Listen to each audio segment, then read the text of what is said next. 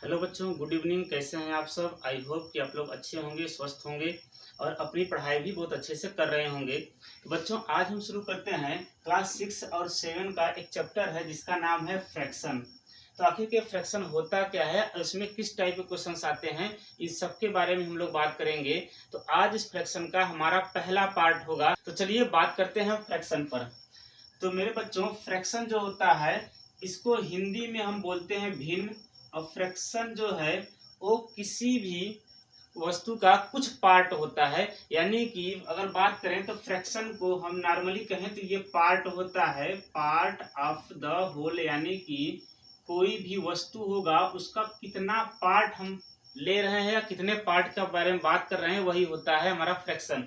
जैसे अगर हम कहें तो 1/5, इसका मतलब यह है कि कोई टेस्ट पेपर रहा होगा। मान लेते हैं टेस्ट पेपर के बारे में बात करें तो कोई टेस्ट पेपर रहा होगा जो कि 5 मार्क का होगा, तो उसमें से कोई बच्चा जो है वो 1 मार्क पाया है। इसी को हम क्या बोलते हैं? इसी को हम बोलेंगे फ्रैक्शन। तो बच्चों, फ्रैक्शन को रिप्रेजेंट कैसे करते हैं? तो फ्रैक्शन हमेशा रिप्रेजेंट किया जाता है न्यूमरेटर और डिनोमिनेटर के फॉर्म में, यानी n/d। ये हमारा होता है न्यूमरेटर, जिसको कि हम बोलते हैं हिंदी में अंश। और जो नीचे वाला है इसको बोला जाता है डिनोमिनेटर। डिनोमिनेटर का मतलब होता है हर होता है। तो जब कभी भी हम फ्रैक्शन की बात करेंगे तो फ्रैक्शन जो है न्यूमरेटर अपॉन डिनोमिनेटर के फॉर्म में लिखा जाएगा। जैसे एग्जांपल देखें तो 7/10, 7/10 में जो 7 है ये हमारा न्यूमरेटर है और 10 जो है मेरे बच्चों क्या है, 10 हमारा डिनोमिनेटर है। तो न्यूमरेटर और डिनोमिनेटर के बेस पे फ्रैक्शन हमारे दो तरह के होते हैं। एक होता है प्रॉपर फ्रैक्शन, जिसको कि हिंदी में हम लोग बोलते हैं उचित भिन्न, और दूसरा है इम्प्रॉपर फ्रैक्शन। इम्प्रॉपर फ्रैक्शन जब कभी भी न्यूमरेटर डिनोमिनेटर से छोटा हो जाए, क्या बोला हूँ, न्यूमरेटर डिनोमिनेटर से छोटा हो जाए, तो इस टाइप के फ्रैक्शन को हम हमेशा कहेंगे कि प्रॉपर फ्रैक्शन है। तो मेरे बच्चों, प्रॉपर फ्रैक्शन की कंडीशन जो होती है वो ये होती है कि न्यूमरेटर डिनोमिनेटर से हमेशा छोटा रहता है। इसका मतलब ये बोले कि ऊपर वाला जो पार्ट रहेगा वो नीचे वाले पार्ट से हमेशा छोटा रहेगा। तो इस टाइप के फ्रैक्शन को हम लोग बोलेंगे प्रॉपर फ्रैक्शन है। जैसे एग्जांपल देखें तो 2/5।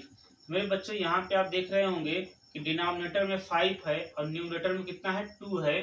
तो न्यूमरेटर डिनोमिनेटर से छोटा है, जिसकी वजह से इसे हम किस कैटेगरी में रखेंगे? प्रॉपर फ्रैक्शन की कैटेगरी में रखेंगे।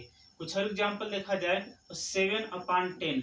यहाँ पर 7 जो है, 7 ये जो न्यूमरेटर है ये डिनोमिनेटर से छोटा है, तो ये भी हमारा प्रॉपर फ्रैक्शन हुआ। बात करें इम्प्रॉपर फ्रैक्शन पे, तो इम्प्रॉपर फ्रैक्शन में ऐसे फ्रैक्शंस होते हैं जिनमें न्यूमरेटर डिनोमिनेटर से ज्यादा होता है। यानी कि जो हमारा न्यूमरेटर होगा वो डिनोमिनेटर से बड़ा होगा, यानी ऊपर वाला जो होगा वो नीचे वाले से हमेशा बड़ा होगा। तो इस टाइप के फ्रैक्शन को हम बोलेंगे कि इम्प्रॉपर फ्रैक्शन है। जैसे अगर एग्जांपल देखें तो 5/3। तो यहाँ मेरे बच्चे यहाँ आप देख रहे होंगे कि जो ऊपर वाला लिखा हुआ है, यानी जो न्यूमरेटर है वो डिनोमिनेटर से ग्रेटर है। तो ये 5/3 जो हुआ ये इम्प्रॉपर फ्रैक्शन हुआ। कुछ और एग्जांपल्स देखते हैं। जैसे हमारा 7/6। तो यहाँ 7 जो है न्यूमरेटर डिनोमिनेटर से ग्रेटर है, जिसकी वजह से ये भी हमारा क्या है, इम्प्रॉपर फ्रैक्शन है। आई होप कि आपको ये कॉन्सेप्ट समझ में आया होगा। तो हम अपने अगले वीडियो में पढ़ेंगे कि इम्प्रॉपर फ्रैक्शन को मिक्स्ड में कैसे कन्वर्ट किया जाता है। तब तक के लिए जय हिंद।